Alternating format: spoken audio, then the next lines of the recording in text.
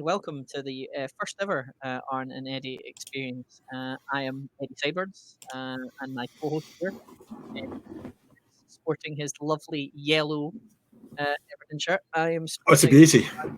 It is. It's a real good one. I'm sporting the lovely purple and tiny bit of tangerine Dundee United shirt. And we're here for the next half hour or so to talk about football and just talk about whatever we want to do. Isn't that right, Arn? Yeah, that's right. So we just wanted to have a little YouTube based video chat where every week we just have a little bit of a conversation about what's going on in the world of football or sport or frankly whatever we feel like talking about. But to kind of set the table, as it were, we thought we'd kick off the first one by talking about like the footballing history that we have, specifically with like teams that we support and like where all that began. And I mean, I'm older than you, so like I started watching football in the early '80s, which I think is probably a little bit earlier than you. Yeah, I'm a '93. I was born in 1993. So my experience just goes from there. But I do learn about. Obviously, I've learned about Dundee United and the history of Dundee United. But yeah, my main experiences go from '93 onwards. So yeah, that's me. So what was your first memory of football? What's like the first thing that you remember? Probably the first thing I can properly remember is the '98 World Cup in France. Purely because of it was the first. When I agreed to do this, I was like, I shouldn't feel too old. I'm not that much older than him. And it's like, yeah, the first thing I remember was France '98, and I'm like, I watched that, and in the middle of the tournament. Was it '98? It must have been '98. I got on a plane just before the final because I was going to go meet my girlfriend who lived in Alabama. That's how much older I am. That's terrible. This episode should be called "How to Make Arnold Furious Feel Really Old." It happens all the time. But I remember obviously France '98 Scotland were in the opening match against Brazil. There was a story about a man who said he went to go get the milk, but then ended up on a train to France. And I'm pretty sure it was for the Scotland game. I can't remember.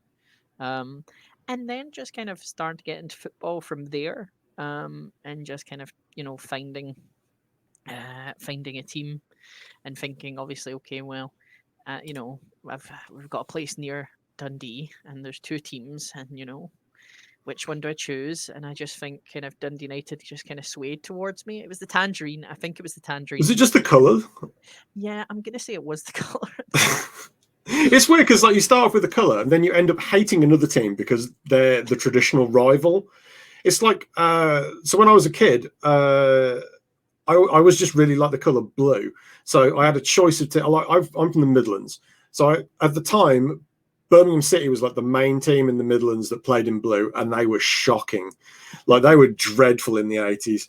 So I felt like that was kind of off the table. And there were other teams that I liked, but like I just wanted to support a team that played in blue. And Everton were like the premier team at the time that played in blue. So I'm like, well, Everton. Plus, yeah. I thought the name was cool. Yeah, I mean, it's a cool sounding name. Yeah, I mean, Dundee United is a decent sounding name because you think okay, Dundee are completely united together and stuff like that. And then it turns out there's a neighbour team that's 250 yards down the road that's just called Dundee. And yeah, they're the two closest grounds in the world, aren't they? Near enough. There's like rivalries that are. It's spitting distance. The only rivalry that I think is different and nearest is Inter and AC because they share the same stadium. So yeah, I don't think that counts though. Yeah. So yeah, and the only other team that played in orange was Rangers, and that was an away kit. Like that was a rare away kit. And was orange your favourite colour? Was that the swaying part? I think my favourite colour at points. I think for Ferrari red at one point was my favorite color, and then just kind of orange. I don't know. I like the idea of orange. So, do you like orange because you support Dundee United, or do you support Dundee United because you like orange?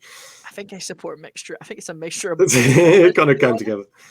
It's like that way where it's like, okay, I like that color, I like that kit. And then when I went to Tannadice for the first time, I'm like, ooh, I like this stadium. This is really nice. And just got hooked on it ever since, much to my misery and chagrin at points. But yeah, it's a very. The thing is, like, it's a good team to support because you will occasion, like, for a while they were okay. They weren't the best. They weren't winning trophies. It took a very long time before I actually got to see them win a trophy in person. But yeah, I like them, and it's a good club, and it's a good atmosphere now. Yeah, like the first year, you said trophies. Like the first year I supported Everton, they won the FA Cup. So it was like, hey, this is easy. It's great. All the glory and all that. And if I'd have known that I wouldn't get to see that many trophy wins, I probably would have celebrated it a bit more. Because like the last time we won anything was 1995, and I remember watching the game with my mate Kev, who was a Liverpool supporter. So like we were kind of sat together, and he was completely not bothered about who won. It's like he didn't really care. And I was on the edge of my seat for the whole game, poor ride out header and all that business. But like if I'd have known that was the last time that we'd win anything, I certainly would have done more than I did. I missed opportunities. Yeah, that's the thing. It's like, so United have won the Scottish Cup twice. Once in 1994, managed by a man named Ivan Golak, which ironically they won the Scottish Cup and were relegated from from the top league in Scotland at that point. But we still love Ivan Golak. Like, even though we got relegated, he won us the Scottish Cup and we beat Rangers 1-0. So we well, that trophy lasts forever, doesn't it? Like if you get relegated, you can come back up. You can't not win the trophy, can you? It's exactly. It's the Scottish Cup, the magic of the Scottish Cup, as seen by the Highland League champions beating a Premiership team just recently, which is just still hilarious to me. And then we got to the final in 2010, and we won it against Ross County, and I went to that, and that emotion of being there and just the passion of it is just so exciting. And you know that it's that's the one cup that your team could have a chance. Obviously, it all depends on how Rangers and Celtic do in our league, because they're the two ones that if they play each other in a semi-final, then there's a good chance that there's a good chance if they play each other or get knocked out by silly results or something like that, then you have a chance. But if you're up against them in a cup final, then it's just you get that. There was one, I think it was, I don't know if it was the League Cup or the Scottish Cup, but we got into the final again. It was against Rangers, and it looked like we were going to win, or it looked like we were very close, and then it went to penalties, and I hate penalties so much. I hate penalties. Can I tell you my worst penalty story? Yeah, of course.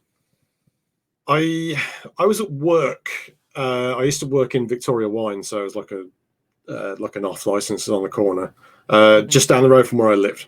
So I had to work when England played Germany in Euro '96. So I was at work and I'd locked up, and I knew that it had been a close game. I'd been listening to it on the radio. I knew it had gone to penalties, and I was trying to get home as fast as I could, thinking if I get home quick enough, I might just see the penalties. And I'm going down the road, and I walk past a window, like someone's front yard, and there's penalty shootouts going on, and I'm like, shit, I'm never going to make it back. Like by the time I get back, it's going to be over. I'm going to miss like everything. And I jumped up onto this guy's front lawn. I'm at the window looking in, and they look up and see me there, and like, and the penalty shootout's carrying on, and obviously Southgate missed, and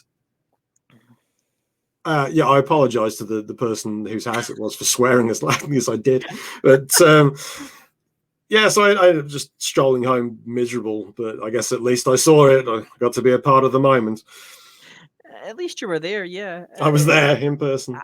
I can't say much. I couldn't say much of that for the Scotland national football team for quite a while, because we've been So the last tournament we were at was 1998, the World Cup. So, Yeah, it's been a while, hasn't um, it? we've just been so miserable. Like we had, I think the two closest times would probably be, I think it was for the World Cup qualification, but I think we had France, or maybe in the Euros, where we had France and Italy in our group, and we beat France twice. We beat them once in the Parc des Princes with a James McFadden goal that I will never stop loving for the rest of my life. I do like Um, James McFadden. and a Gary Caldwell goal again, and the fact we beat France both at Hampden and both in the Parc des Princes, and you think to yourself, we could actually do this, but we just slipped up to teams like Lithuania and I think it was Georgia, and then Italy. We were 1-1 against Italy, and then a free kick that was never a free kick. And I'll say this to the day I die: it was never a free kick. He never. It shouldn't have been given. And then Italy go and score 2-1, and then that's it. Like, and now I think part of being a football fan is that you're never happy. You're always miserable. There's there's no way for you to be like the top dog. Even fans of successful teams, and I envy them somewhat for the misery that they have. Is like, oh, we haven't won a trophy in 2 years. Great, I haven't won a trophy in 26 years. It's a bit of a difference. Yeah, but like they get upset when they have a bad season, and I'm like, move on, forget about it. Like, yeah, these are the fans that support the likes of Chelsea and get really annoyed when their team, aren't finishing fourth, and they sack their manager and get another one in because they want quick success. They just want trophies immediately, like trophies. Like, share them around a little bit. I've not won in bloody ages.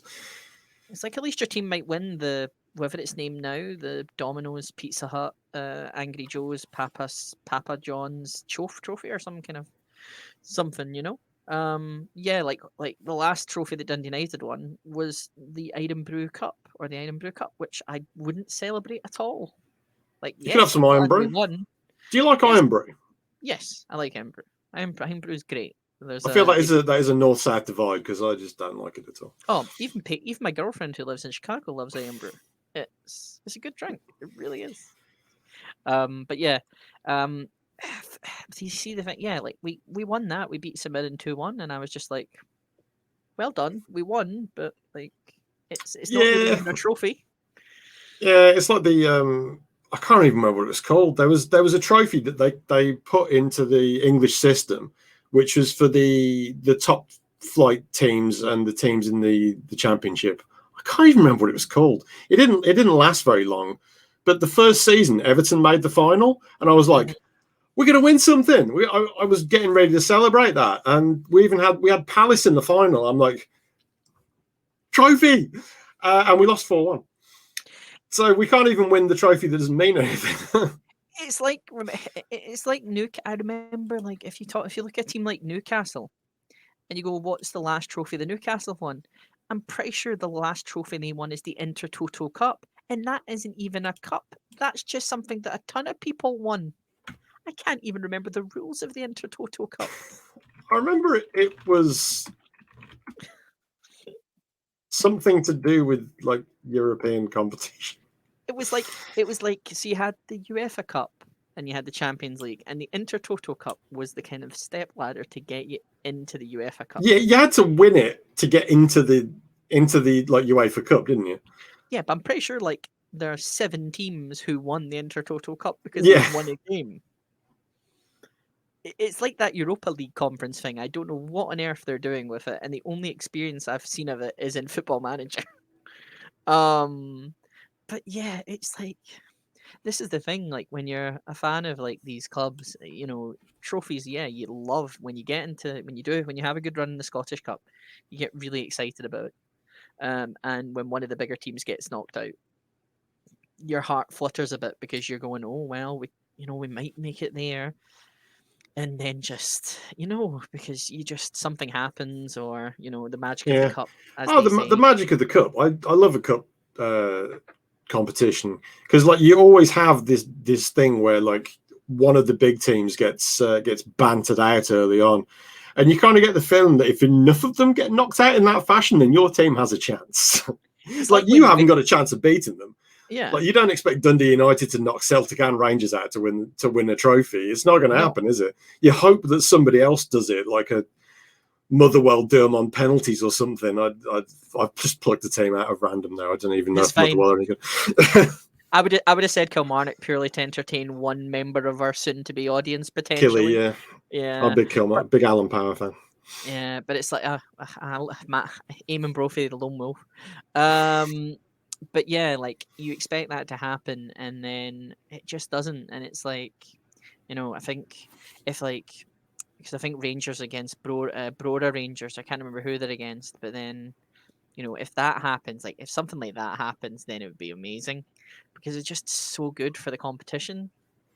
Like, and the thing is, stuff. Yeah, like the magic of the cup and stuff like that, and it's like watch them, like you remember stuff and you remember. Well, that's the first game that I remember watching was Everton and Watford in the FA Cup final in 1984. Okay. With the that was like Elton John's Watford at the peak of their powers with like John Barnes, and they were genuinely good and made it to a cup final. And I spent most of the game in the back garden, like kicking a football around, fantasizing about the scoreline because, like, I don't know, kids. As a child, I had a very short attention span, so I don't really remember sitting down to watch anything until maybe the World Cup in '86, which we may have referenced once already in the video on the way in. Love that man. Love that tiny little man. Yeah, I mean, I hated him at the time, but perspective is everything, I suppose. When you look back at it now. I don't blame him at all. Like, the hand of God is one of those things that it's like you really do remember where you were when it happened. I mean, you wouldn't, but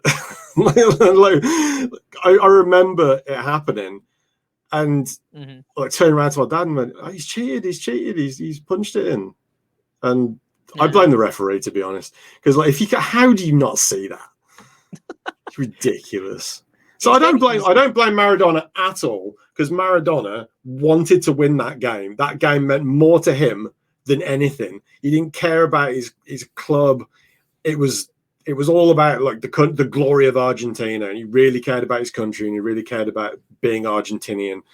Yeah. And yeah, that's what it meant to him. It meant that much that he'd risk becoming a pariah to win. A pariah in a country that already was at odds with Argentina for numerous other things. Yeah, let's not mention the Falklands. Yeah, but like you look at it, like still, like even though the hand of God is one of the most famous things, the other goal he scored in that game was amazing, and you would have still expected them to win, like even regardless of the hand. Regardless, they'd probably have won anyway. Like I remember my dad at the time saying that. He felt it would have gone to penalties, and then and nobody beat Shilton at penalties. He was saying, but I don't know. I don't think it would have been. I think if he hadn't have scored the one where he punched it in, he'd have probably have beaten us with 2 wonder goals, not just the one. Probably. And then the thing is, just the record. I don't even support England anymore. I can't deal with them. I don't have that sense of national pride. I really don't. Scotland will always be with me just because of how downtrodden we have been at points, and it's that I like the plucky spirit of we will try, we will miserably do something in a qualifying campaign, like losing to Kazakhstan 3-0, or consistently playing Israel, which I'm getting so sick and tired of playing Israel every time. I hate the Nations League. I hate it. I've watched a single game. Just go back to friendlies. Just please go back. I don't really watch international football except when there's like a major tournament. Yeah. And then I'm all over it. Like I try and watch as much football as possible when there's a major tournament on. But the friendlies and qualifying and stuff, I just don't care. It's there. It's a thing. Yeah. For Scotland, it's playing Israel too many times. That's it. I'll stop talking. But fuck Israel. I have a specific question to ask you, which is: can you remember the first goal that you saw? Can you remember like it being like, oh, goal? And that was like the first goal you saw? I only asked because the one that I remember, I have put into the video. So the first goal that happens in the video is the Graham Sharp goal that he scored at Anfield. And there's a whole load of backstory to that. It's like they hadn't won there for something like 10 years. I mean, Everton recently won at Anfield, and it had been the first time they'd won there in like 20 years. This wasn't that bad, but it had been a long time. And they went up there and they just changed to like a different, they were using a different ball, and it was lighter. It moved around a lot. So the theory in training for Everton was that if you hit it and you hit it early, it might move around a bit and it would kind of throw the goalkeeper. So you have Bruce Grobbelaar in the nets for Liverpool. He was the best goalkeeper in the league at the time. He was a little bit eccentric. He'd occasionally think he was a right back, but like he was a very good shot stopper. He was a very good goalkeeper. And yeah, like the ball comes up to Sharpie. I mean, you've seen it because it's in the intro. Yeah. And he just smacks it first time as hard as he can. And the ball moves a little bit, and it's top hand corner, and the fans come pouring onto the pitch. And there's this one bloke who's got like I describe it like a beige coloured jacket on with like pockets going up it. And every time I see that clip, there's him running across in front of the camera. It's a moment, I'll tell you. I mean, takes me back. My mind is such a mush at times from wrestling stuff that it's quite a while on into my love. So like it's a goal in the Scottish Cup final in 2010. Yeah. Like I remember seeing goals before that. I probably have, but just if you want me to remember one out of my head, it's either I think it's Johnny Russell or David Goodwillie. And it's just a great lob over the keeper. And it's just because it was Hampden and it's my first proper experience in Hampden as a United fan and not as a Scotland fan. And just seeing that and just being like, we've won this 4-1. We're winning 3-1 at this point, but it's just such a great lob. You just think to yourself, oh my goodness, we've won this. And it's that joy of just finally. I had that same feeling. The 95 FA Cup semi-final is the Daniel Amokachi semi-final. And like he absolutely smacked one in against Tottenham, and that was 4-1. I think that's the happiest I've ever been. I think seeing United win a cup live at Hampden was one of the best experiences. It's just such a good experience to see your team finally do it. Like it's against a team whose entire population have descended upon Hampden. Dingwall was probably pretty empty at that point. And just honestly, I just think about it so much. Now I'm remembering it. I'm probably after this gonna go and watch the highlights again of it. It's just such so good goals, and it's like we did it. Like there's another goal which I remember. I didn't see it live, but it's a Dundee United goal. It's against the Rangers at Ibrox, and it's a player called Nadir Sifti, who's one of my favourite shithousing players of all time. And he goes past the keeper. The keeper makes a mistake, and he passes the ball, and before he even knows it's going in, Nadir Sifti starts celebrating. He's putting his hands out and he's just walking off celebrating, and it's just such a get it up you to Rangers. It's just honestly, those are two goals I'll always remember just because of how the Russell goal is just on technique and how good it is. It's either Russell or Goodwillie. I'll need to search up again. And the safety goal because it's just shithousery of he knows he's scored, but he's going to do the celebration anyway and start running off before he's even celebrated. But yeah. The other question I have for you, can you remember the first game you went to? Like as a live game? Yes, Dundee United versus Falkirk. That was the first Dundee United game I went to. Was it terrible? No, Dundee United won 3-1. Oh, okay. It was good. It was a good experience to get to see a stadium and kind of see proper football in a stadium. I wouldn't call it proper football, but the first game I went to see was Bromsgrove Rovers, and I can't even remember who we played. It was the first game of the season when they first went up to the conference, so they were just the level underneath the Football League. I'm a Bromsgrove boy. This is my local team. I started going to the games when I was like 13, 14 years old. And they had a pretty good team. But nobody really expected them to do that well. First season, they finished second in the conference. They were miles behind the winners because it was Wickham and Martin O'Neill was there, and they won the league by a country mile. Yeah. Beat them, incidentally. Beat them in the league. It was Mark Whitehouse, cracking finish. Nice. Still remember that one. But yeah, first game I ever went to was like the first game of the season. I'd been to like a couple of friendlies, but this is like the first game I'd been to. And Rovers lost it 2-1. We had 2 players sent off. One for a 2-footed tackle, which I think was Stuart Brighton got sent off for a 2-footed tackle. He was the left back. I worked with his wife. Like this is true. I worked with his wife, and I had a Christmas card off them the one year from like the Brightons. Okay. So he got sent off for this 2-footed tackle, and then Mark Whitehouse, who had scored against Wickham, like he'd just come on as a sub, and he'd been on the pitch for maybe 5 minutes at the most. He comes ploughing in, knocks one of the other players over, and gets sent off. And that was my introduction to football in a live environment, was losing and seeing the team finish with 9 men. That's a special memory. That's a very exciting. That sounds very exciting and a very enjoyable memory. Question: when you became an Everton fan, how much history did you learn before you'd become an Everton fan? Did you know much about it?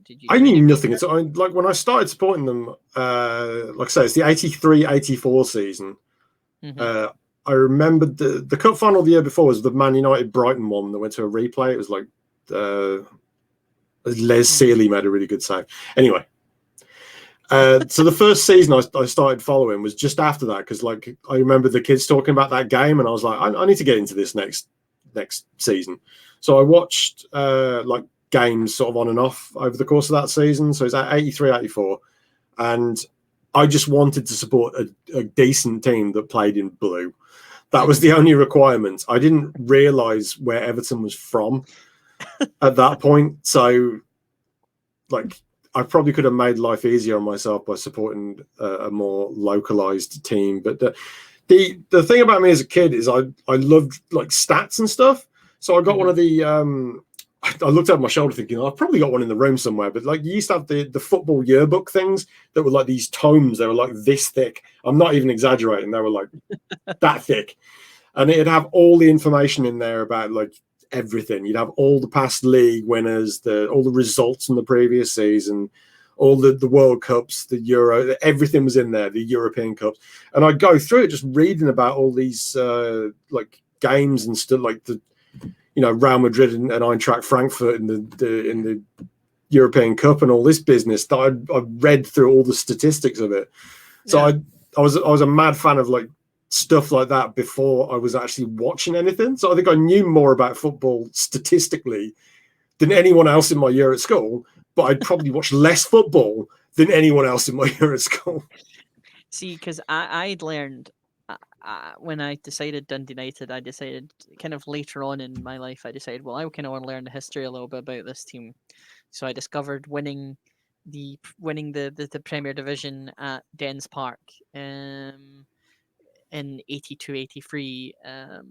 Roma are a bunch of cheating bastards because of the European Remember Cup in the production meeting when I said it's on YouTube, you can't swear.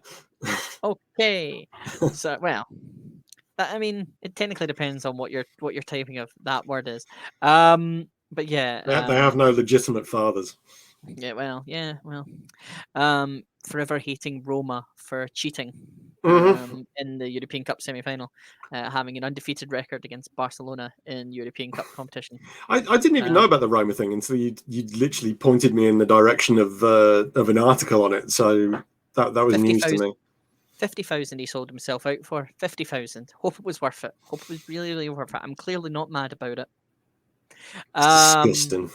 Yeah, and then the thing about Barcelona and the Dundee United thing, people just think, "Oh, right, okay, that's because you didn't play." Yeah, it's like, yeah, we actually did beat them both home and away, and we didn't lose.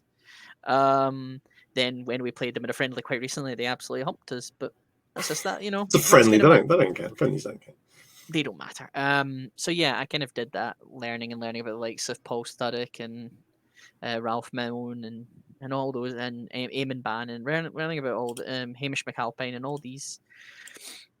Eamon Bannon is someone else, I think, but Hamish McAlpine, and learning about the players who I didn't get to see, and just thinking, and Morris Malpal. It's really good to learn about. It's just really good to learn about the football stuff, and I'm really excited to do this so we can talk more. Yeah, and and this is good to give people. yeah. We introduction thought to we who thought we we'd are. just give them a little bit of a perspective as to what the history was and like how long we've been collectively watching. Although I'm old, I probably haven't seen as much football as people who are a lot younger than me, so it's fine. You can relate to that. Yeah. So from next week, we're doing this live, and it's going to be on Twitch, on my Twitch channel, because I've already connected it, and that's where it's going to be. And it's going to be live on YouTube next Monday night. Oh, I'm excited. At 9 p.m. Goosebumps. So that is the 12th. a quick look at the calendar reveals that it's going to be the 12th of April, and we're basically going to be here live on a Monday night. We hope you'll invite us into your homes. You can join in. We'll have the chat up on the side for Twitch and for YouTube, so you can ask us questions while we're live. We're going to talk about like news events and stuff like that, and what we've been doing at the weekend. And Monday's a good day for that. Yeah, definitely. It's going to be good to listen to people. Well, it's going to be good to kind of just talk about football and just talk about other stuff. As I say, we'll talk about basketball if the March Madness is still going on. I think it might just it's going to be finished. Yeah, it's finishing like next week, so we'll have missed out on that. Yeah, we'll have missed that. We'll get some Formula One in there. We'll cover some bases. We'll cover everything. If you want to ask us something, fire away and ask us, and we'll more than happily answer or talk about it if you have anything you want us to talk about. But yeah, I'm really excited for next week. Okay, so that's us done for the first ever Arnold and Eddie experience. I hope you enjoyed it. Do the old YouTube thing and drop a like on the video. Like, share, and subscribe. Yes, mate. And until then, we'll see you later. Perfect.